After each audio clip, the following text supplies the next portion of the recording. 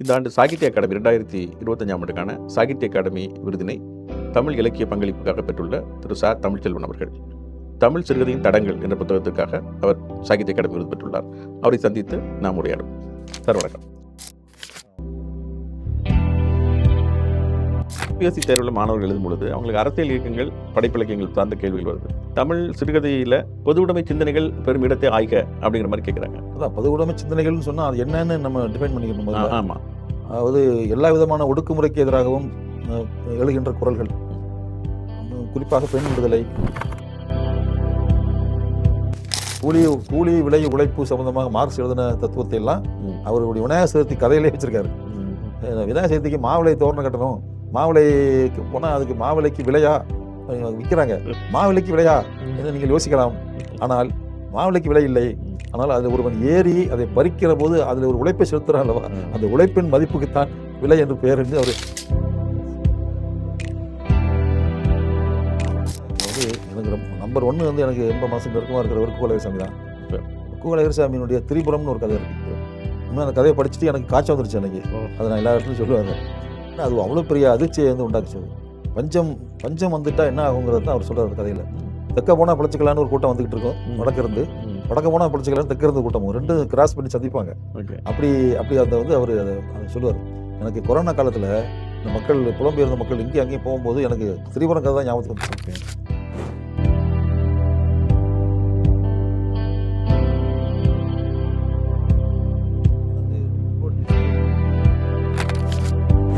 அகில இந்திய குடிமைப்பணி பயிற்சி மையத்தில் பயின்று கொண்டிருக்கக்கூடிய மாணவர்கள் அந்த யூடியூப் சேனலை பயன்படுத்தி போட்டித் தேர்வுக்கு தயாராகி கொண்டிருக்கின்ற மாணவர்கள் அனைவருக்கும் வணக்கம். நம்மளுடைய இந்த அலைவரிசையில் நாம் பல்வேறு மாணவர்களுக்கு பயனுள்ள நிகழ்ச்சிகளை உங்களுக்கு வழங்கி வருகிறோம். செவிச்செல்வம் என்ற ஒரு நிகழ்ச்சியை நீங்கள் பார்த்திருக்கக்கூடும்.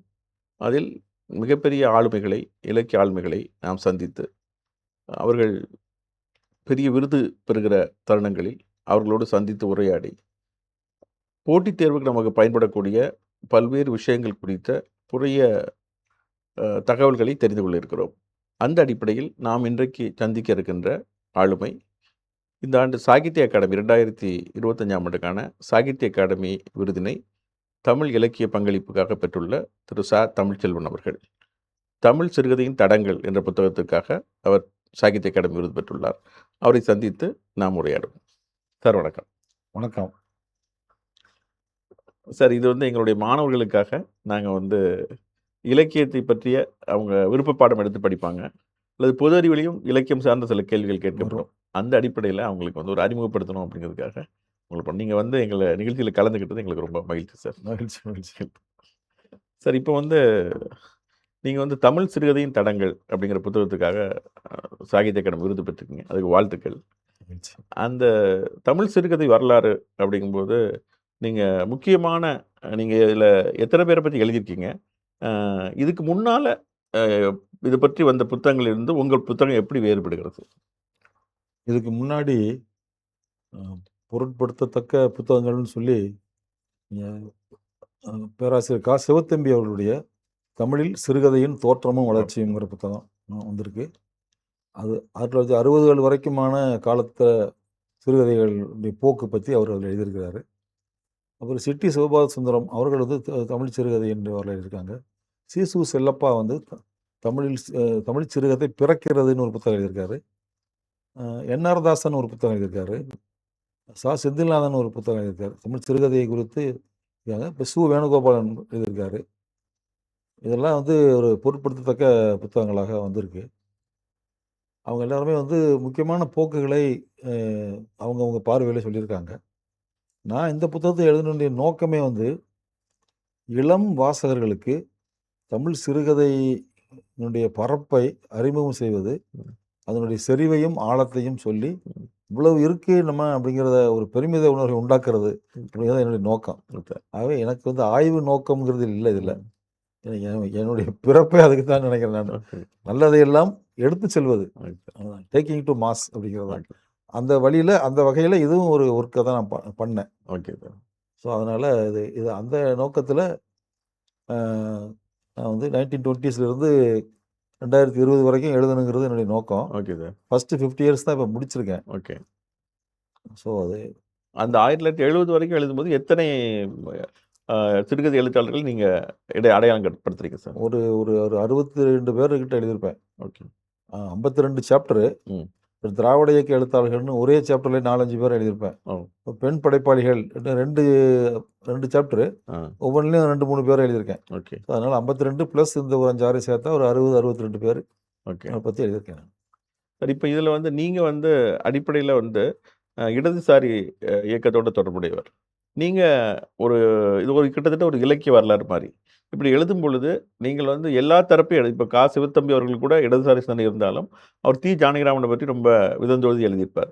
அந்த மாரி நீங்க எழுதும்போது, உங்களுடைய அந்த சித்தாந்த அடையாளம் தெரியிற மாரி எடுத்து எழுதியிருக்கீங்களா? அதுல ஒண்ணும் தவறு இல்ல. அப்படி எழுதியிருக்கீங்களா? இல்ல நீங்க பறந்துபட்டு எழுதியிருக்கீங்களா? நான் வந்து யாரையுமே விடல. இந்த இந்த புத்தகம் முழுக்க இருக்கக்கூடிய என்னுடைய பார்வைங்கிறது ஒரு இடதுசாரி பார்வையாக தான் இருக்கும். அதை நான் வந்து இல்லைன்னுலாம் சொல்ல முடியாது. நான் அது இந்த வாழ்க்கையவே நான் அப்படித்தானே பார்க்குறேன். ம். அப்போ சிறுகதை மட்டும் எப்படி தப்பும்? ஆனா ஓகே. யாரையும் விடல நானு. ஜானகிராமனுக்கு 2 சாப்டர் எழுதியிருக்கேன். ஓ! ஜானகிராமன் 2 சாப்டர் இருக்கு. கரிச்சான் மூஞ்சிக்கு ஒரு சாப்டர். ஓகே. யாரையும் விடல. அனுத்தமாவ எழுதியிருக்கேன். ஓகே. காஞ்சி பெரியவருடைய ஆசி பெற்ற ரைட்டர் அவங்க. ம்ஹ்ம். கேட்டவரம் அனுத்தமாவான்னு அவர் பாராட்டிய ஒரு ரைட்டர் அவங்க. ஓகே. ஸோ அவங்க எல்லாம் அந்த பக்கம் இருக்கிறவங்க தான். ஓகே. ஆனா நான் அது யாரையும் விடல. ஓகே. இந்த இந்த இலக்கிய வகைமைக்கு பங்கு செஞ்சு எல்லாரும் எழுதணும்னு ஆசைப்படுறேன். ஓகே. இப்போ இப்போ வந்து ஒரு ஒரு மாதிரிக்கு தான் எழுதியிருக்கேன் இத. ஓகே. இன்னும் வந்து கோம்பிங் ஆபரேஷன் மாரி ஒருத்தர் விடாம இனிமே தான் எழுதணும். சரி, சரி. இந்த ஃபர்ஸ்ட் வால்யூம்க்கே ஒரு அனக்ஷர் ஒண்ணு எழுதிக்கிட்டு இருக்கேன். ஓகே. இதுல விட்டு போனவர்கள்லாம் அதுல வந்துருவாங்க அனக்ஷர்ல. ஓகே. அப்புறம் செகண்ட் வால்யூம் வரும். சார் இது வந்து நீங்க ஒரு தொடரா எழுதினீங்களா? ஒரு ஏதாவது பத்திரிகைகள்ல அந்த மாரி? அதாவது 2, 3 பத்திரிகைகள்ல இத வந்து வேற வேற நோக்கங்களுக்காக எழுதுனதெல்லாம் இத ரீஒர்க் பண்ணி போட்டிருக்கேன். ஓகே. முதல்ல வந்து விகடன்.comல தான் முதல்ல எழுதினேன். சார். கதை சொல்லிகளின் கதை ம். சொல்லி அந்த ரைட்டர்ஸுடைய லைஃப்பை பத்தி எழுதலாம்னு நினைச்சு முதல்ல ஆரம்பிச்சது. ஓகே. அதுல அது மட்டும் முடியாது, கதைகளையும் சொல்லணும்னு சொல்லி அதை சொல்ல ஆரம்பிச்சு, ம். அப்புறம் அது ஒரு ஒரு கொஞ்சம் பேர் எழுதினேன். 20 பேர் எழுதியிருப்பேன். ம். அதுக்கப்புறம் பாரதி புத்தாலயத்தினுடைய வெப்சைட்ல bookday.inல நான் அதை திரும்ப திரும்ப அது தொடர்ந்தேன் அதை. ம். அது தொடரும்போது தமிழ் சிறுகதையின் அரசியல் அப்படிங்கிற தலைப்பில் அதை தொடர்ந்தேன். ம். எல்லாத்தையும் சேர்த்து இப்போ வந்து ஒர்க் பண்ணி போகும்போது ஓகே. தமிழ் சிறு தடங்களாயிருச்சு அது. ஓகே. சரி இப்போ வந்து யுபிஎஸ்சி தேர்வுல மாணவர்கள் எழுதும் பொழுது, அவங்களுக்கு அரசியல் இயக்கங்கள், படைப்பிலக்கியங்கள் சார்ந்த கேள்விகள் வருது. அப்படி இருக்கும்போது இப்போ வந்து தமிழ் சிறுகதையில அ பொது உடைமை சிந்தனைகள், அவங்க வந்து ரைட்டர் ஸ்பெசிஃபிக்கா கேட்கறதில்ல. பொது உடைமை சிந்தனைகள் பெறும் இடத்தை ஆய்க அப்படிங்கிற மாரி கேட்குறாங்க.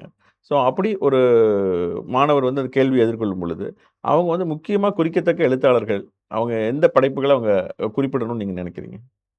இந்த ரைட்டர்னு இருக்கிறீங்களா? ரைட்டர் அல்லது படைப்புகள். அவங்க வந்து கம்யூனிஸ்ட் சிந்தனை இல்லாதவங்க அந்த கட்சியில இல்லாதவங்களா கூட இருக்கலாம். பட் அவங்களுடைய படைப்புகள தொட்டு போகலாம். அதான் பொதுவுடைமை சிந்தனைகள்னு சொன்னா, அது என்னன்னு நம்ம டிஃபைன் பண்ணிக்கணும் முதல்ல. ஆமா. அதாவது எல்லா விதமான ஒடுக்குமுறைக்கு எதிராகவும் அ எழுகின்ற குரல்கள். ம். குறிப்பாக பெண் விடுதலை, ம். ஒடுக்கப்பட்ட சாதிகளுடைய விடுதலை, ம். குழந்தைகளுக்கான உரிமைகள், ம். அப்புறம் ஏழை பணக்காரன் என்கின்ற பேதம் இல்லாத ஒரு சமூகத்துக்கான கனவு. ம். இதெல்லாம் தான் பொதுவுடைமை சிந்தனைன்னு சொல்றோம். ம். இதை எழுதிய எழுத்தாளர்கள்னு இது எல்லா ரைட்டர்ஸ்ட்டுமே இந்த பொதுவுடைமை சிந்தனை ரைட்டிங் இருக்கிறத நான் பார்க்குறேன். ம். எந்த ரைட்டர்னு இல்ல. ம். பாரதியில ஆரம்பிச்சு ம். அவருடைய 6ல் ஒரு பங்குன்னு ஒரு சிறுகதை. ம். அது வந்து 1913 வந்துருச்சு அந்த கதை. ம். அதுக்கு ஒரு முன்னுரை எழுதியிருக்காரு. ம். அதுல அந்த கதை யாருக்கு சமர்ப்பணம் செய்றேன்னு எழுதியிருக்காரு. ம். அது வந்து நமக்கெல்லாம் உழுது உணவு உற்பத்தி செய்து நம்மை உண்பிக்கின்ற ம். பள்ளர் பறையராகிய ம். வைசிய சமூக சகோதரர்களுக்கு ம். சமர்ப்பணம் போடுறாரு. ஓகே. வைசியர்கள்னா யாரு? அவங்க வந்து விவசாயம், வணிகம் பண்ணக்கூடியவங்க வைசியர்ன்னு சொல்லுது. ம். ஆனா பள்ளர் பறையரை வந்து இன்றைக்கு வரைக்கும் இந்த ம். சாதிய கட்டமைப்புல ம். சூத்திரன்னு கூட சொல்றது இல்ல. ம். பஞ்சமரம் தான் வச்சிருக்காங்க. ம். ஆனா 1913ல அவங்கள வைசியர்ன்னு சொல்றான் பாரதி. ம். அது ஒரு முக்கியமான கல்ச்சுரல் பாலிடிக்ஸ் அது. ம். பாரதி பண்றான். அது வந்து பொதுவுடைமை சிந்தனை தானே அது. ஓகே. பாரதிகிட்ட இல்லாத பொதுவுடைமை சிந்தனையா? ம். அவன் வந்து ஆகாவென்று எழுந்தது பாரு கோப்புரட்சி தான் எல்லாரும் சொல்லுவாங்க. ம். இந்த கதைகள்ல எல்லாம் அவ்வளவு ஒரே ஒரு ஜாதிக்கு எதிராக ம். பார்ப்பானே ஐயர் என்ற காலம் பூச்சின்னு சொன்னது மாதிரி சிறுகதைகள்ல ம். பார்ப்பன சமூகத்தினுடைய பிற்போக்கான விஷயங்கள் எல்லாம் அட்டாக் பண்ணியிருக்கான். ஸோ பாரதி, மாதவையா ம். அவர் வந்து சாதி சமத்துவத்துக்காகத்தான் அவர் வாழ்க்கையில அத்தனையும் எழுதியிருக்காரு. ம். அவர் நடத்திய பஞ்சாமிர்தங்கிற பத்திரிகையில் இது தொடர்ச்சியாக அவர் எழுதியிருக்காரு. ம். சிறுகதைகளை பல சிறுகதைகளை நான் என்னுடைய புத்தகத்தில் கோட் பண்ணியிருக்கேன். ம். ஸோ அது மாதிரி அவங்க பொது உடைமை அவருடைய சிந்தனை. சிறுகதைகள் என்ன சார் முக்கியமானது? அவருடைய சிறுகதைகளில் வந்து த- த- த- த- த- தந்தையும் தனையனும்னு ஒரு ஒரு சிறுகதை இருக்கு. ஓகே. அதுக்கப்புறம் அவருடைய இது சாஸ்தி பிரீத்தின்னு ஒரு சிறுகதை, ம். ஏணியேற்ற நிலையம், ம். இதெல்லாம் வந்து அந்த வாயுசேகர் நடத்திய பரத்வாஜ ஆசிரமத்து அந்த கதையைத்தான் அவர் ஏணியேற்ற நிலையம் கதையாக எழுதியிருக்காரு. ஓ! சரி, சரி, ஆமாம், சரி. அது ஏணியேற்ற நிலையம். அது வந்து மேலே இருக்கிறவங்க 2 படி இறங்கணும், கீழே இருக்கிறவங்க எப்படி ஏறணும், ஏறினா சமமாயிரம்னு சொல்கிறாரு. ஓ! இது சரி, ஒரு சரி. சமத்துவ சிந்தனை இருக்குது. அது ப்ராக்டிக்கலாக சொன்னாரா இல்லையாங்கிறது வேற விஷயம். ஓகே. ஸோ ஸோ எல்லார்ட்டையுமே அந்த பொது உடைமை சிந்தனை என்பது இருக்குது. ஏன்னா 1917 ரஷ்யாவில் புரட்சி நடந்த பிறகு அதனுடைய வீச்சு உலகத்தினுடைய எல்லா மூலை முடுக்களுக்கும் போச்சு. ஓகே. அது எந்த கட்சி சார்ந்தவன் கட்சி சாராதவன் யாராக இருந்தாலும் சோசியலிசம் வேணும்னு பேசி தான் தீரணுங்கிற இடத்துல இருந்தாங்க. இப்போ அந்த சமத்துவ சிந்தனை என்பது தமிழ் சிறுகதையில் எல்லா எழுத்தாளர்கிட்டையும் பார்க்க முடியும். அதுக்கப்புறம் புதுமை பித்தன் தானே சார்? அது அவங்க 3 பேர் முன்னோடிகள். ம். அவங்க 25லேயே 3 இறந்து போயிடுறாங்க. ம். அதுக்கப்புறம் 25க்கு பிறகு 30களுடைய காலத்தில் புதுமை பித்தன், கூப்பா ராஜகோபாலன், ம். அது மணிக்கொடி காலம். ம். அது மணிக்கொடியினுடைய 2வது மணிக்கொடி 3 கட்டமாக வருது ம். மணிக்கொடி. 1933 டு 35 PS ராமையா ஆசிரியர் இருந்த காலத்தில் ம். மிகப்பெரிய பங்களிப்பு சிறுகதைக்கு செஞ்சுருக்காங்க. ம். அதில் புதுமை பித்தனும் அதில் மணிக்கொடியிலிருந்து வந்தவர் தான். அவருடைய கதைகள்லையும் இந்த மாதிரி பொது உடைமை சிந்தனையை பார்க்கலாம். கூலி கூலி விலை உழைப்பு சம்பந்தமாக மார்க்ஸ் எழுதின தத்துவத்தை எல்லாம் ம். அவருடைய விநாயகர் சதுர்த்தி கதையிலே வச்சிருக்காரு. ம். விநாயகர் சதுர்த்திக்கு மாவிளை தோரணம் கட்டணும், மாவிளைக்கு போனால் அதுக்கு மாவிளைக்கு விலையா விற்கிறாங்க, மாவிளைக்கு விலையா ம். என்று நீங்கள் யோசிக்கலாம். ஆனால் மாவிளைக்கு விலை இல்லை. ம். ஆனால் அதில் ஒருவன் ஏறி அதை ம். பறிக்கிற போது அதில் ஒரு உழைப்பை செலுத்துறான் அல்லவா, அந்த உழைப்பின் மதிப்புக்குத்தான் விலை என்று பெயர் என்று அவர் மார்க்ஸ் சொன்னதை எழுதுறாரு.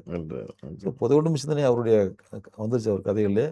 உலக பொருளாதார பெருமந்தம் 1934 ம். கிரேட் டிப்ரெஷன் வந்ததை அவர் ஒரு தியாகமூர்த்திங்கிற சிறுகதையிலே எழுதியிருக்காரு. ம். அவர் வந்து நீங்கள் உலக பொருளாதார பெருமந்தம் என்று நீட்டி முழக்குகிறீர்களே, அது திருநெல்வேலிக்கு வந்து ராமசாமி பத்தரை எப்படி சென்றடைந்தது என்பதை கேளுங்கள்னு கதை சொல்கிறாரு. ஓ! சரி, சரி. அப்படி ஓப்பனாக பொது உடைமை சிந்தனை புதுமை பித்தனை எழுதியிருக்காரு. ம். கு. அழகிரிசாமி ரொம்ப அற்புதமாக எழுதியிருக்காரு. ம். அப்படி மாறுதல் அப்படிங்கிற ஒரு சிறுகதை வந்து 1947 விடுதலையை பற்றி மீதான ஒரு கடுமையான விமர்சனம் அது. ம்.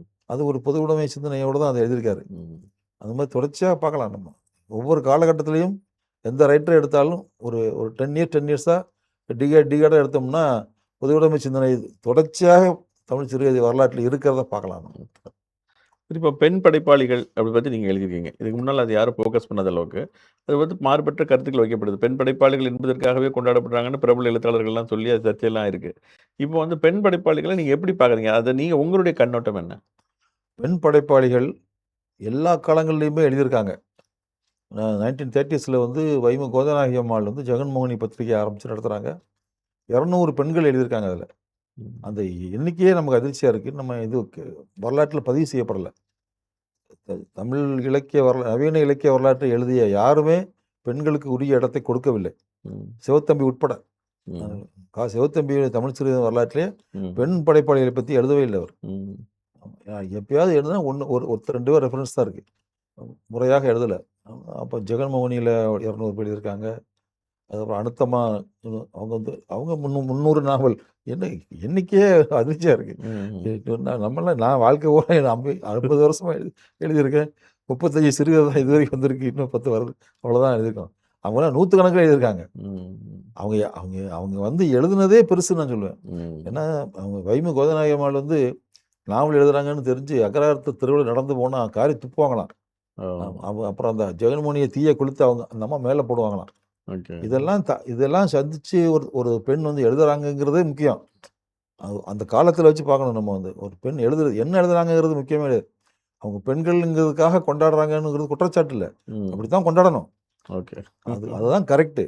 அப்படி கொண்டாடலைன்னா அந்த சமூகம் கெட்ட சமூகம்னு சொல்லுவேன். ஸோ அப்படி கொண்டாட வேண்டும். தமிழ் சமூகம் அதை கொண்டாடுதுங்கிறது நல்ல விஷயம்தான். நான் பார்க்குறேன். Okay sir. நீங்க குறிப்பிட்டு எழுதியிருக்கக்கூடிய பெண் எழுத்தாளர்கள் யாரெல்லாம் சார்? வைமு கோதநாயகி அம்மா அது மாதிரி வேற? ஆமாம், வைமு கோதநாயகி அம்மாள், அனுத்தம்மா, கார்த்திகா, இவங்க கமலா விருத்தாச்சலம், கூப்பா சேது அம்மாள், மூவலூர் ராமாமிர்தம் அம்மையார். அவங்க ஒரே ஒரு சிறுகதை தான் எழுதியிருக்காங்க, ம். தமயந்தின்னு. ம். இருந்தாலும் நான் ஒண்ண கூட விடக்கூடாதுன்னு அதை எழுதியிருக்கேன். அவங்களுக்கு ஒரு ஓகே. சாப்டர் ஒதுக்கி. அந்த மாரி நெறைய இருக்காங்க. அதுக்கப்புறம் ராஜம் கிருஷ்ணன்லாம் இனிமே தான் எழுதப் போறேன். ராஜமுகிஷன் சிறுகதை எழுதியிருக்காங்களா சார்? சிறுகதை நிறைய இருக்காங்க. எழுதியிருக்காங்க. ஒரு பெரிய தொகுப்பு இருக்கு. ஓ! சரி. 4, 5 தொகுப்பு வந்திருக்கு. அது மொத்தமா போட்டிருக்காங்க இப்போ. Okay, okay. அதே மாரி இவங்க அம்பை, ரொம்ப ம். முக்கியமான ஒரு ஆ. ரைட்டர் அவங்க. ஒரு பெரிய அதெல்லாம் இப்ப நீங்க 70ஸ்க்கு அப்புறம் எழுதுற அடுத்த வால்யூம்ல வருவாங்க அவங்கலாம். ஆமா. அதாவது 70ஸ்க்குள்ளேயே நான் நெறைய பேர் விட்டுருக்கேன். ஓ! இப்ப சரி, சரி. கானாசு, நகுலன் ஓகே, முக்கிய ஆட்கள்லாம் விட்டு போயிருக்காங்க. ஓகே, அதனால இப்போ ஒர்க் பண்ணிட்டு இருக்கேன். அது ஒரு ஓகே, அனெக்சர் மாரி கொண்டு வரப் போறேன். ஓகே. அதுக்கப்புறம் 70ஸ்க்கு அப்புறம் உள்ளது அப்புறம் எழுதணும். சரி. சரி இப்ப நீங்க அதுல உங்க புக்ல கொண்டு வந்த அப்புறமா, அதுல முதல்ல சில விமர்சனங்கள் வந்திருக்கலாம். உங்க 2ம் சொல்லியிருப்பாங்க. ரொம்ப எல்லாத்தையும் கவர் பண்ணிட்டீங்கன்னு சொல்லியிருப்பாங்க. விட்டு போச்சு அப்படின்னு சொல்லியிருப்பாங்க. அகாடமி விருது கிடைச்சப்ப இன்னும் கூர்மையா பார்த்து நிறைய பேர் சொல்லியிருப்பாங்க. ஸோ அப்படி உங்களுக்கு வந்த விமர்சனங்கள்ல 2மே சொல்லுங்க. உங்கள வந்து பார்த்து ரொம்ப பாராட்டு வந்த ஒரு விமர்சனமாகட்டும், விமர்சன போக்குல வந்தது. இது 2யும் உங்க நினைவு கூர்ந்து சொல்லுங்களேன். அதாவது ஜவஹர்லால் நேரு பல்கலைக்கழகத்தினுடைய தமிழ் துறை தலைவர் சார். அரவேந்தன் yes sir.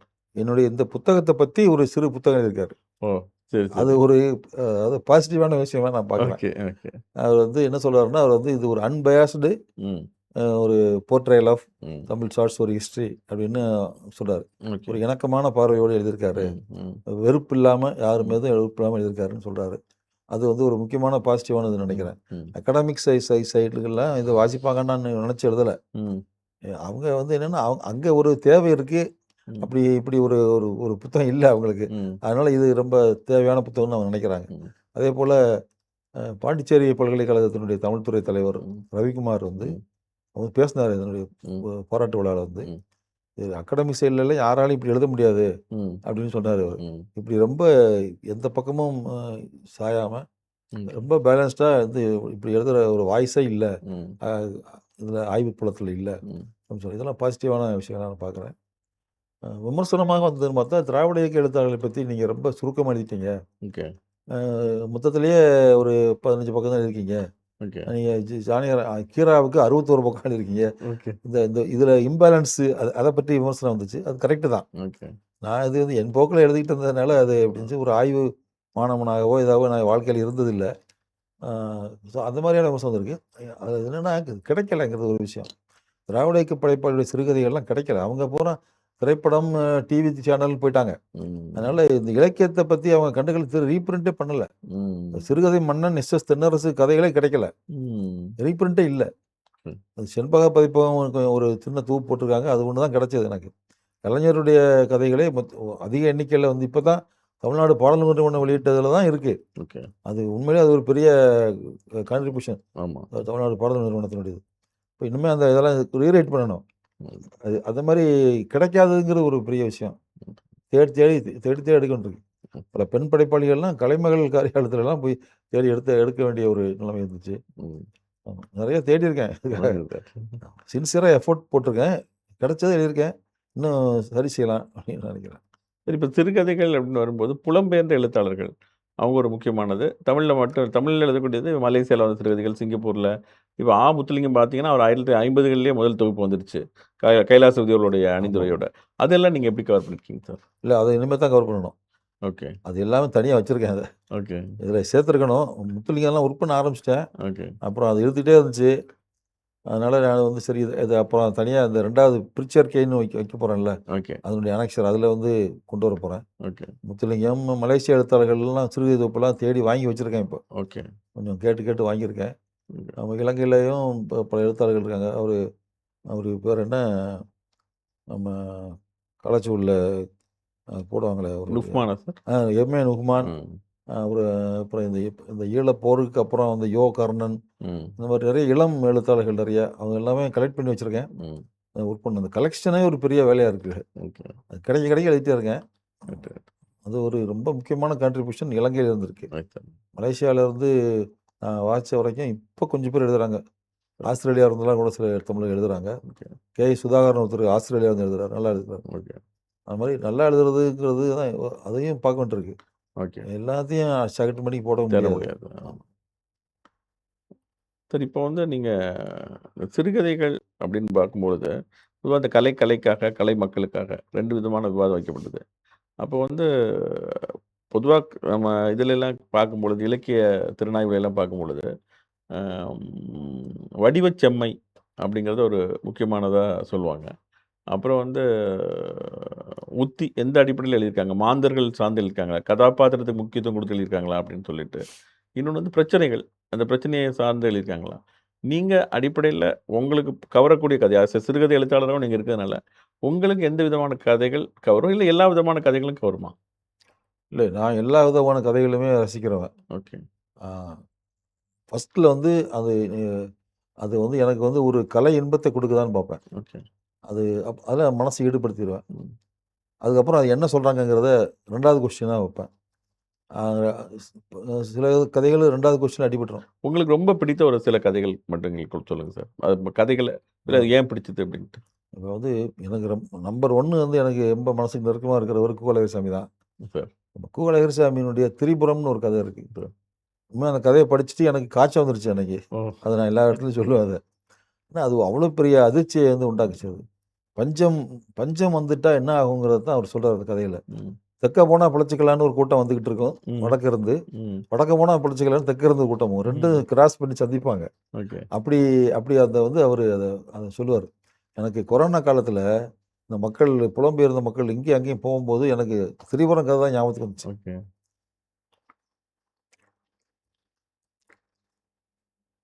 அது ரொம்ப டிஸ்டர்ப் பண்ண ஒரு கதை அது. அத சொல்லலாம். அப்புறம் அவருடைய மாறுதல் கதைய நான் ரொம்ப லேட்டா படிச்சேன். ஓகே. முதல் வாசிப்புல எப்படியோ மிஸ் பண்ணிட்டேன் அத. ம். திரும்ப இப்ப தொகுப்புக்காக ஒர்க் பண்ணும்போது ம். அத படிச்ச மாறுதல் கதை பயங்கரமான கதையா இருக்கு. அப்பா! ம். இந்தியாவுக்கு சுதந்திரம் வந்து உலகத்துலலாம் எந்த நாடுகள்லாம் சுதந்திரம் வந்துச்சு, அங்கெல்லாம் எப்படி இருக்காங்க ஜனங்க? ம். நமக்கு சுதந்திரம் வந்து என்ன அது என்ன ஒரு மாற்றமும் நடக்கலையே! ம். மாறுதலே இல்லையே! அப்படின்னு தான் ம். அந்த கதைய சொல்றாரு. ரொம்ப பக்காவான ஒரு பொலிட்டிக்கலான ஒரு ஸ்டோரி. ம். அது மனச ரொம்ப டிஸ்டர்ப் பண்ணுது. அவருடைய பல கதைகள் சொல்லலாம். அதேபோல புதுமைப்பித்தனுடைய கதைகள்ல செல்லம்மாள் வந்து ஒரு பெரிய காவியம் அது. அதேபோல அவருடைய சமகால அரசியலை அவர் வந்து புதிய நந்தன் அப்படிங்கிற கதையில எழுதியிருக்காரு. நாசகார கும்பல், துன்பக்கேணி எல்லாம் வந்து சமகால வாழ்க்கைய வந்து அப்படியே ரத்தமும் சதையுமா அவர் குடுத்துருக்காரு. துள்ள துடிக்க மனசு வந்து அவ்வளோ டிஸ்டர்ப் ஆகும். ஸோ புதுமைப்பித்தனுடைய கதைகள் சொல்லலாம். நான் எந்த ரைட்டர் எடுத்தாலும் அதில எனக்கு மனச கீராவுடைய கதைகள் சார். ஆமா. கீராவுடைய கதைகள்ல தோழன் ரங்கசாமிங்கிற கதை. அதிகமா யாரும் பேச மாட்டாங்க. அது ஒரு முக்கியமான கதை. அதேபோல என்ன என்ன கதை சார் அது? ஜடாயு. அதாவது 1948 டூ 51 பீரியட்ல கம்யூனிஸ்ட் கட்சி தடை செய்யப்பட்ட காலத்தில ஒரு கட்சி ஊழியன் வந்து அவன் தான் ரங்கசாமி. அவன என்ன அவன் கதை பேர் என்னது? தோழன் ரங்கசாமி. தோழன் ரங்கசாமி. சாமி. ஓகே. அவன போலீஸ் தேடி வரும். ம். அவன் வந்து இவன் கட்சி ஆஃபீஸ்ல இருக்கக்கூடிய டாக்குமெண்ட்ஸ் எல்லாம் எடுத்து மறைச்சிட்டு, தப்பிச்சு திருநெல்வேலியில கட்சி தலைமை அலுவலகத்துக்கு போயிரணும்னு கிளம்பி போவான். ம். 3 நாளா தலைமறைவே இருந்ததுனால சாப்பாடு கிடைக்காது. பட்னியா இருந்து அப்படியே நடந்தே போவான் திருநெல்வேலிக்கு. போற வழியில வந்து ஒரு ரயில்வே ஸ்டேஷன் ஒரு சின்ன குட்டி ரயில்வே ஸ்டேஷன கிராஸ் பண்ணும்போது மயங்கி விழுந்துருவான். அப்ப அங்க இருக்கக்கூடிய அந்த தூய்மை பணியாளர்கள் ஓடியாருவாங்க. ம். வந்து அவனுக்கு தண்ணியெல்லாம் தெளிப்பாங்க. ஆனா இவன் வந்து கையில கொடிய மட்டும் கையில வச்சுக்கிட்டு போயிட்டு இருப்பான். அந்த கொடிய அந்த தூய்மை பணியாளர் கையில குடுத்து, இனிமே நீங்க தான் இத காப்பாத்தணும்னு சொல்லிட்டு செத்துருவான். ம். அப்படி ஒரு கதை அது. ம். ரொம்ப ஒரு இதெல்லாம் பேசப்படாத கதைகள். ஓகே. அதாவது ஜடாயுங்கிற கதையும் ரொம்ப முக்கியமான கதை அவருடைய கதை. ம். அதேபோல காய்ச்ச மரம். ம். கீரவாணியுடைய கதைகள் நிறைய எடுக்கலாம். அவருடைய ம். அரசியல் கதைகள்னு சொல்லி நான் ஒரு 20 கதைகள் அவருடைய கதைகள்ல இருக்கு. நான் என்னுடைய இதில தொகுத்து குடுத்துருக்கேன். ஓகே. ஆமா. பெண் படைப்பாளிகள் கதைகள்ல நீங்க குறிப்பிட்டு சொல்லணும்னா ஒரு 4, 5 கதைகள் எத சார் சொல்லுவீங்க? அனுத்தம்மாவுடைய கதை வந்து ஒரு கதை தலைப்பு டக்குனு ஞாபகத்துக்கு வரல. வந்து அவங்க பெரும்பாலும் வந்து குடும்பத்து கதைய தான் எழுதியிருக்காங்க. ஆனா இந்த கதை வந்து ஒரு ஒரு ஒரு வசதியான வீட்ல, உயர் சாதி சேர்ந்த ஒரு வீட்ல, வீட்டு வேலை செய்யக்கூடிய ஒரு பெண்ணு. அந்த பெண்ணு உடைய பையன் வந்து கொஞ்சம் திருட்டு பழக்கம் உள்ளவன். அவன் அம்மா பார்க்க வருவான். இங்க உள்ள ஒரு கடிகாரத்த அவன் திருடிட்டு போயிருவான். அது இது இது அவங்க பல பேர்ட்ட விசாரிச்சு, அவன் வேலை முடிஞ்சு வீட்டுக்கு போயிருவா.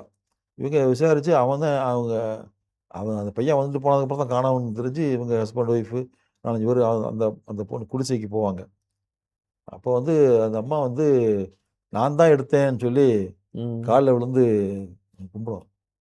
இவங்களுக்கெல்லாம் தெரியும். அவன் தான் எடுத்திருக்கான், பையன் தான் எடுத்திருக்கான்னு. ம். பையன காப்பாத்துறதுக்காக அந்த அம்மா தெரியும். அப்போ வந்து ரொம்ப எமோஷனலா அந்த அம்மா அந்த ஐயர் அம்மா வந்து அந்த அந்த அம்மா அந்த வேலைக்கார பொண்ண வந்து தெய்வமா உயர்த்தி பேசுவாங்க. ம். ரொம்ப அற்புதமான இடம் அது. ம். அது வந்து எனக்கு ரொம்ப பிடிச்ச கதை அது. அதே மாரி இவங்க புதுமைப்பித்தனுடைய இணையர் கமலா க விருத்தாச்சலம். ம். அவங்களுடைய திறந்த ஜன்னல் அப்படிங்கிற ஒரு ம். கதை. ஒரு கணவன் மனைவிக்கு இடையிலான ஒரு ரொம்ப நுட்பமான ஒரு சந்தேகத்தை ஒட்டி வரக்கூடிய உளவியல் சிக்கலை வந்து ரொம்ப நுட்பமா எழுதியிருப்பாங்க. ஓகே. அவங்க கதைகளே கிடைக்கல. இப்ப தான் அவங்க பொண்ணு வந்து அந்த தொகுப்பு போட்டிருக்காங்க. ஓகே. ஒரு சில அதான் கூப்ப சேதுமாளுடைய கதையிலிருந்தும் சில கதைகள் இருக்கு. ரொம்ப முக்கியமான கதைகள் சொன்னா, அம்பையோட கதைகள் தான். அம்பைக்கு நான் நிறைய 30 பக்கத்துக்கு மேல எழுதியிருக்கேன் அம்பைய பத்தி. அத உலுக்கி போடக்கூடிய கதைகள்னு சொன்னா, அம்பையோட கதைகள் தான். அவங்க அளவுக்கு அவங்களுக்கு முன்னாடியும் இல்ல, பின்னாடியும் இல்ல. அம்மா ஒரு கொலை செய்தால். ஆமா. அவங்க வற்றும் ஆமா. கரை ஆமா. காட்டில் ஏவியல். காட்டில் ஒரு மான். ஆ. அதாவது காட்டில் ஒரு மான்லாம் வந்து வயதுக்கே வராம போன ஒரு பொண்ணுடைய ம். கதை எழுதியிருப்பாங்க. ம். ரொம்ப அந்த குடும்பத்துக்குள்ள அந்த பொண்ணுடைய அவளுக்கு என்னன்னே தெரியாமலே அவள வந்து எல்லாரும் இரக்கமா பார்க்குறதும், ம். அவளுக்கு ஒரு கல்யாணத்தையும் பண்ணி வச்சுருவாங்க. ம். இவளால குழந்தை பெத்துக்க முடியாதுங்கிறபோது, இவளே இன்னொரு பொண்ணு பார்த்து கணவருக்கு கல்யாணம் பண்ணி வைப்பா. ம். அந்த மாரி அவங்க பிள்ளைகள் எல்லாத்தையும் தன்னுடைய பிள்ளைகளா நெனச்சு, எல்லா பிள்ளைகளையும் கதை சொல்லக்கூடிய ஒரு பெரிய வேலைய இவ தான் எடுத்து செய்வா. ம். அப்படி ஒரு சொல்ற ஒரு கதை தான் அந்த காட்டில ஒரு மான்ங்கிற கதையே. ஓகே. அது கதைக்குள்ள வரக்கூடிய கதையா இருக்கும். ஓகே. அது மாரி அவங்க வந்து போல்டா எழுதியிருக்காங்க. நீங்க அந்த தோசை சுடுறது ஒரு கதை சொல்லுவீங்களே சார்? வெளிப்பாடுங்கிற கதை. சரி சார். அது நான் 1000 ஊர்ல சொல்லிட்டேன் அந்த கதைய. அது என்னன்னு சொல்லுங்க சார் எங்க மாணவர்களுக்கும். ஆமாமா. அதாவது ஒரு ஆய்வாளர் வந்து பெண்களுடைய வாழ்க்கைய பத்தி ஆய்வு செய்றதுக்காக வந்திருப்பாங்க டெல்லியிலருந்து. சரி சார். திருநெல்வேலியில போய் ஒரு வீட்ல அவங்க ஃப்ரெண்டு வீட்டுக்கு கூட்டிட்டு போயிருப்பான். ம். அப்போ அவங்க அவங்க வீட்ல குளிச்சுட்டு வெளிய வருவாங்க. அப்ப அந்த பையனோட அம்மா வந்து தோசை சுட்டுட்டு இருப்பாங்க. ம். அப்ப வந்து இவங்க நான் சுடட்டுமான்னு கேட்பாங்க. ம். உங்களுக்கு தோசை சுடலாம் சுட தெரியுமான்னு கேட்கும் அந்த அம்மா. ம். ஆ என்ன அப்படி நினைச்சிட்டீங்க? உங்க அளவுக்கு ஒண்ணு போல வராது. ம். ஆனா சுடுவேம்பாங்க. அப்புறம் இவங்க அவங்ககிட்ட கேள்வி கேட்பாங்க. ம். நீங்க ஒரு நாளைக்கு எத்தன தோசை சுடுவீங்கன்னு கேட்பாங்க. ம். அவங்க சொல்லுவாங்க, நான் நான் 2 தோசை சாப்பிடுவேன். நான் ம். 2 பையங்க இருக்காங்க. ஆளுக்கு 6, 6 தோசை சாப்பிடுவான். ம். காலையில அவங்களுக்கு 12 தோசை, எனக்கு 2 14 தோசை. ம். நைட்டு 14 தோசை. ம். 28 தோசை சுடுவேன் ஒரு நாளைக்குங்கிறாங்க. ம். அவங்க அப்போ ஒரு மாசத்துக்கு எத்தன தோசை? ம். ஒரு வருஷத்துக்கு எத்தன தோசை? ம். எத்தன வருஷமா சுடுறீங்கன்னு கேட்பாங்க. 15 வயசுல புடிச்ச தோசை கரண்டி ம். இன்னும் விடலம்பாங்க. ம். இப்ப 70 வயசு ஆகுது. 55 வருஷத்துக்கு எத்தன தோசை? ம். போட்டு லட்சக்கணக்குல வரும் தோசை. ஓகே. இவ்வளவு தோசை சுட்டுருக்காங்க. அப்ப அப்ப அத வந்து அந்த அந்த எண்ணிக்கைய அவங்க அடுக்கிக்கிட்டே போகும்போது, நமக்கு ஒரு பெரிய அயர்ச்சியும், அதிர்ச்சியும், குற்ற உணர்வும் ஏற்பட்டுருது. ம். அத வந்து நான் அத கொஞ்சம் டெவலப் பண்ணி சொல்லுவேன் மக்கள்ட்ட. ஓகே. அந்த தோசைய சுட்டோம்னா சும்மா இல்ல. இந்த ஒரு கையினுடைய ஆக்ஷன் வந்து மாவு எடுக்கிறது, ஊத்துறது, ம். திரும்புறது, திரும்ப கரண்டிய வைக்கிறது, திரும்ப கரண்டி எடுத்து தோசைய பிரட்டி போடுறது, திரும்ப கரண்டி வச்சு நிக்கிறது, திரும்ப எடுக்கிறது. இந்த ஆக்டிவிட்டியே வந்து லட்சக்கணக்கான தடவை, கோடிக்கணக்கான தடவைகள் செய்றாங்க. அப்ப இந்த நரம்புகள்லாம் ரத்த ஓட்டமே இதாகி, அவங்க வந்து அனிமிக் ஆயிடுறாங்க. பச்சை நரம்பாயிருது. ம். ஆம்பளைங்க என்ன சொல்றான்னா, பச்சை நரம்போடிய கைகள்னு ம். அவன் வந்து கவிதை எழுதி திர்றான். ம். முட்டா பசங்களா இது உங்க அம்மா, தங்கச்சிலாம் பாருங்கடான்னு சொல்லி நான் இத அதுக்கு யூஸ் பண்ணுவேன் அத. ஓகே. அது மாரி பவர்ஃபுல்லான கதை. கதை. அந்த வெளிப்பாடு கதை. இன்னொரு வீட்ல போய் தங்குவாங்க. அந்த பொண்ணு சோறு பொங்கி போட்டே இருப்பா, அந்த வீட்டு ம். பொண்ணு. நைட்ல 2 பேரும் அவட்ட இன்டர்வியூ பண்ணுறதுக்காக போவாங்க அவங்க. பக்கத்துல படுத்திருப்பா. இப்டி கைய இப்டி போடுவா. இந்த பொண்ணோட மூக்குல வந்து கை பட்டுரும். ம். அப்ப சோத்து வாசம் வீசும். ம். அப்ப வந்து அவங்க சொல்லுவாங்க, யுகங்களின் சோற்று மணம்னு சொல்லுவாங்க. ம்.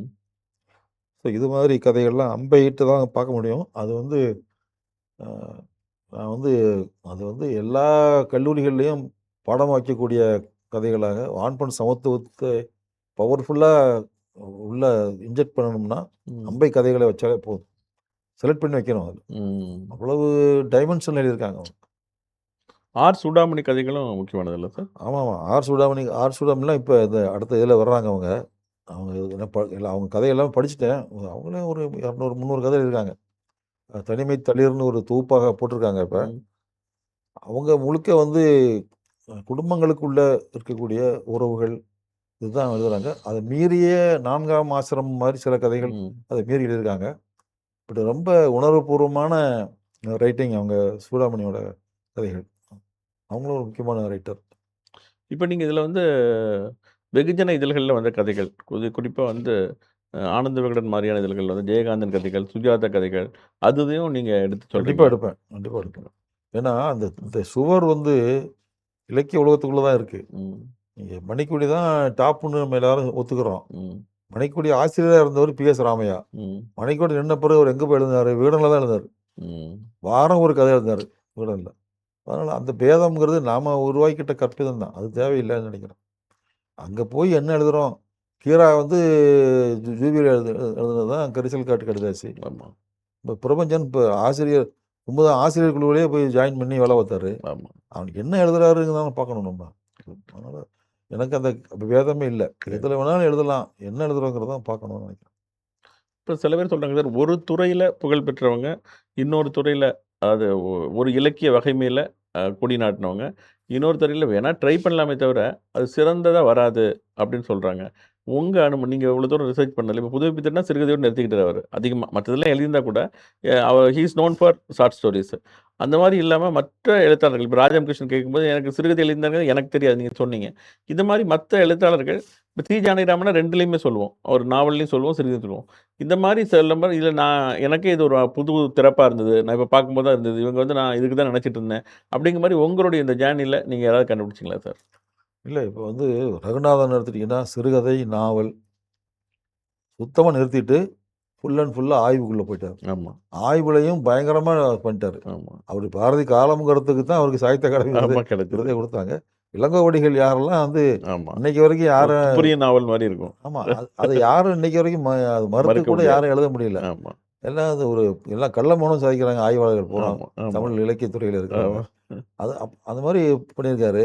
கு. அழகர்சாமி எத்தனை துறைகளை வேலை பார்த்திருக்காரு. ம், அவர் வந்து அ அவருடைய காவடி சிந்த வந்து தொகுத்ததெல்லாம் அதுக்கு எழுதின முன்னுரையே கிளாசிக்கா இருக்கும். ம், அவருடைய அண்ணாமலை ரெட்டியாருடைய காவடி சிந்தை வந்து அவர் தேடி பிடிச்சு தொகுத்திருக்காரு. ம், காந்தியோடைய ஒர்க்ஸ மொழிபெயர்த்திருக்காரு. ம். அழகுசாமி. சிறுகதைகள்.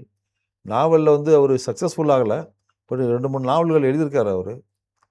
ஸோ அது மாரி கூடல்சாமியும் நம்ம வந்து பார்க்க முடியும். அது மாரி கந்தசாமியும் சிறுகதை, நாவல் 2லயுமே பங்கு இருக்காரு. வண்ணநிலவன் சிறுகதை எழுதியிருக்காரு, நாவல் எழுதியிருக்காரு. அ நாவல்லயும் சக்சஸ் ஆயிருக்காரு. வண்ணதாசன் கவிதைகளையும், சிறுகதைகளையும் 2லயுமே நல்லா மாஸ்டர் பண்ணியிருக்காரு. எடுத்து சொல்லலாம். ஜெயப்பிரகாசம் சிறுகதை, நாவல் இது பண்ணியிருக்காரு. பூமணி ஒரு கட்டம் வரைக்கும் சிறுகதையே எழுதிட்டாரு. அப்புறம் சுத்தமா சிறுகதை நிறுத்திட்டு ம். நாவலுக்குள்ள அவர் போயிட்டாரு. போயிட்டாரு. நெறைய பேர் இருக்காங்க. சார் இப்ப நீங்க இப்ப வந்து இன்னும் சொல்லப்போனா, இன்கிலாப் வந்து சிறுகதை எழுதியிருக்காருங்கிறது எனக்கே தெரியாது. ஓகே, அப்புறம் தேடல்ல கிடைச்சுச்சு. ஓகே. அவர் கவிஞருங்கிற அடையாளம் தான் தூக்கி நிக்குது. ஆமா, பாரதிக்கும் அதே கதை தான். ஆமா, ஆமா. அவர் கவிதை நின்னதுனால சிறுகதை தெரியாம போச்சு. தெரியாம போயிருது. ஓகே. இன்கிலாப் சிறுகதைகள் ரொம்ப அற்புதமா இருக்கும். ஓகே. எனக்கு அவர் கவிதைகளை விட சிறுகதை தான் ரொம்ப பிடிக்குது. சரி. கிடைச்சதுக்கப்புறம். அந்த மாரி சரி, நெறைய இப்ப சொல்லலாம். நீங்க இதுல பார்க்கும்பொழுது, நீங்க கோவில்பட்டி ரீஜியன்லேருந்து வரீங்க. பொதுவா கரிசல் இலக்கிய பூமி. கோவில்பட்டி அப்படிங்கும்போதே, அந்த இலக்கியத்துக்கு ரொம்ப ஒரு நெருக்கமா இருக்கிறதுக்கு காரணம் என்ன? அது ஒரு குருகுலம் மாரி நீங்க ஒருத்தருக்கு ஒருத்தர் பேசி அப்படி வளர்ந்துக்கிட்டதா? அது என்ன காரணம் சார்? இல்ல அது ஒரு முக்கியமான காரணம் தான். அதாவது நாங்க ஒரு ஒரு ஒரு டீமா ஒரு யூத் டீம் எந்நேரமும் இலக்கியம் குறித்து பேசிக்கிட்டே இருப்போம் தெருக்கள்ல. ம். அப்படியே ராத்திரி பூரா நடந்துக்கிட்டே இருப்போம். டீ குடிப்போம், பேசுவோம். இப்படிமா இருந்தோம். அது ஒரு அ இனக்குழு மாரி வாழ்ந்தோம். ஆனா எங்களுக்கு முந்தியே அவங்க நெறைய பேர் சாதிச்சுட்டாங்க. ம். அழகர்சாமியும், கீராவும் ஒரே ஊர்க்காரங்க, பக்கத்து தெருக்கு வீடுக்காரங்க. அவங்க சாதிச்சுட்டாங்க. பூமணியும் தனியா தான் இருந்தாரு அவரு. அவர் சென்னையில தான் கோஆப்பரேட்டிவ்ல அதிகாரியா இருந்தவரு. இங்கேருந்து தானே நெறைய எழுதினாரு. ஓகே. கோயில்பட்டில இருக்கும்போது எழுதுனதுங்கிறது ஆமா. ரொம்ப குறைவு தான். இங்க வந்து எழுதுனது தான் அதிகம். அ அந்த மாரி தருமன் அவனும் தனியா தான். ம். அவன் பூமணியோட மருமகன். அது தவிர பூமணிக்கும் அவருக்குமே பெரிய உறவுலாம் கிடையாது. கிடையாது. ஓகே. அவங்க தனித்தனியா தான் எழுதுனாங்க. அவங்க ஏற்கனவே அவங்களும் எழுதிட்டாங்க. நாங்க இந்த டீம் நானு, உதயசங்கரு இந்த ம். இந்த பசங்கள்லாம் அவங்க எனக்கு ஜூனியர்ஸு. ஓகே. ஆமா என்னோட தம்பி செட் அவங்கலாம். கோணங்கியோட செட் அவங்கலாம். ஓகே. உதயசங்கர், நாரம்பநாதன் ஒரு டீமே வந்து எழுதுனாங்க. ஆமா. தேவதச்சன், கௌரி சங்கர் அவங்கலாம் என்னுடைய காலேஜில சீனியர்ஸ் எனக்கு. ம். அது அது ஒரு தொடர்ந்த அந்த ஊடாட்டம் இருந்துகிட்டே இருந்தது தான் ஒரு முக்கியமான காரணம். பக்கத்தில் கீரை ஊர் டவுன் பஸ் ஏறினா கீழச்செவலுக்கு போயிடலாம். இன்னொரு கொஞ்சம் தூரம் போனால் திருநெல்வேலியில் ம். எல்லாத்தையும் பார்க்கலாம். வண்ணனில் வண்ணதாசன், கலாப்பிரியா எல்லாமே திருநெல்வேலியில் இருந்தாங்க. ம். ஸோ இந்த சந்திப்புகள் இதுகளும் ஒரு முக்கியமான காரணம் தான். சரி, இப்போ வந்து சிறுகதை அப்படின்னு வரும்பொழுது, தமிழ் வந்து உலகத்தில் உள்ள எந்த சிறுகதையோடும் போட்டி போடக்கூடியது அப்படின்லாம் ஆய்வாளர்கள் சொல்றாங்க. ஆ, மற்ற உலக சிறுகதைகள் நீங்க படிச்சிருப்பீங்க. ஆண்டன் செக்காவோ அதெல்லாம் இருக்கும்போது. அப்படி இருக்கும்போது அந்த மதிப்பீட வந்து நீங்க எப்படி வந்து இளம் வாசகர்களுக்கு பரிந்துரைப்பீங்க? தமிழ் சிறுகதைகள் உலக சிறுகதைகளோடு போட்டி போட தகுதியானவை அப்படிங்கிறது. இல்லை, உலக சிறுகதையினுடைய ஒரு பகுதி தான் தமிழ் சிறுகதைகளும். ம். அது ஏதோ அது தனியாக உலக சிறுகதை இருக்கிற மாதிரி அதில் போய் இது போட்டியிடுற மாதிரிலாம் நம்ம ஓகே. பார்க்க வேண்டியதில்லை. ம். தமிழ் சிறுகதையும் சேர்ந்தது தான் உலக சிறுகதைகள். ஓகே. அந்த லெவலில் இருக்குது. அதனால் அதில் அந்த ஸ்டேட்மெண்ட்லேயும் ஒன்றும் தப்பு கிடையாது. ஓகே. எந்த மொழி சிறுகதை எடுத்தாலும் நீங்கள் தமிழ் சிறுகதையை படிக்கும்போது இது அதை விட நல்லா இருக்கேன்னு தான் தோணுது. ம். மலையாளத்தில் எல்லாம் சொல்லுவாங்க. நான் மலையாள சிறுகதை சமீபத்திய சிறுகதைகள் வரைக்கும் வாசிச்சிருக்கேன். தமிழில் அதையெல்லாம் தாண்டி போயிட்டாங்க எங்கேயோ. இப்போ புதுசாக எழுதுறவங்கெல்லாம் இன்னும் புது புது ஏரியாக்களுக்கு கொண்டு போயிட்டாங்க ம். சிறுகதையை. அதாவது பேசப்படாமல் விடப்பட்ட பகுதின்னே இல்லை. ம். எல்லாத்தையும் வந்து பேசிட்டாங்க. அதுவும் பெண்கள் எழுத வந்துட்டாங்க. தலித்துகள் எழுத வந்ததுக்கப்புறம் விட்டு போன ஏரியானே எதுவுமே இல்லை. எல்லாத்தையும் அடைச்சி எழுதிட்டாங்க. அண்மை கால செயல்நெறிகள் கடந்த 10, 15 வருஷத்துல சிறுகதைகள் ரொம்ப சிறப்பா எழுதியிருக்கவங்க அப்படின்னா யார சொல்லுவீங்க சார்? இப்போ சமீபத்தில் வந்து ஜெயராணியுடைய 2 தொகுப்பு முக்கியமான தொகுப்பு. ம். செந்நிலம், கருப்பு வானம்னு 2 ம். தொகுப்பு வந்திருக்கு. ரொம்ப பிரமாதமாக எழுதியிருக்காங்க. ஒரு பெண்ணாக, ஒரு தலித்தாக அந்த வாழ்க்கையை வந்து அவங்க வச்சுருக்காங்க. அது ரொம்ப முக்கியமான சிறுகதை தொகுப்புகள் அது. அதேபோல் எங்கள் ஊர் பக்கம் கரிசக்காட்டிலேருந்து புதுசு புதுசாக ஆள் வராங்க. முத்துஜெயான்னு ஒருத்தர் எழுதுறாரு புதுசாக. ம். அவர் சமயக்காரர். ஓகே. ஃபுல் டைம் சமயக்காரர் தான். ஓகே. இது எந்த இலக்கிய கூட்டத்திலையும் அவர் பார்த்ததே இல்லை. ம். திடீர்னு கம்பரக்கத்தின்னு ஒரு சிறுகதை தொகுப்பு கொண்டுட்டு வந்துட்டாரு. ம். படித்து பார்த்தா பயங்கரமாக இருக்கு. வேறு ஓகே. இதுவரைக்கும் எந்த முன்னுதாரணம் இல்லாத ஒரு ஃபார்மில் தொகுப்பு. எழுதுறாரு அவர். இப்போ அடுத்து 2வது தொகுப்பு வந்துருச்சு. ஒரு நாவல் எழுதிட்டாரு.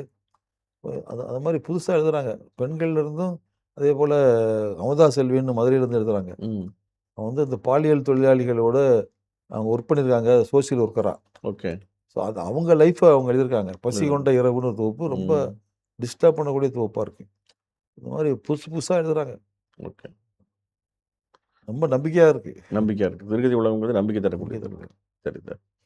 சார், உங்களுடைய இந்த தொடர்ந்த இலக்கிய செயல்பாடுக்கு நடுவுல எங்களுக்கு நேரம் ஒதுக்கி, எங்க மாணவர்களுக்கு இது சிறுகதை பற்றி நீங்க இந்த சாகித்ய அகாடமி விருது பெற்றிருக்க இந்த நேரத்தில, ஒரு சின்ன அறிமுகத்தை குடுத்ததற்காக, எங்க all India civil service coaching centre சார்பா எங்களுக்கு நன்றி தெரிவிச்சுக்கிறோம் சார். நன்றி. நன்றி. வணக்கம். எல்லா மாணவர்களும் சிறப்பாக வெற்றியடைய வாழ்த்துக்கள். நன்றி சார்.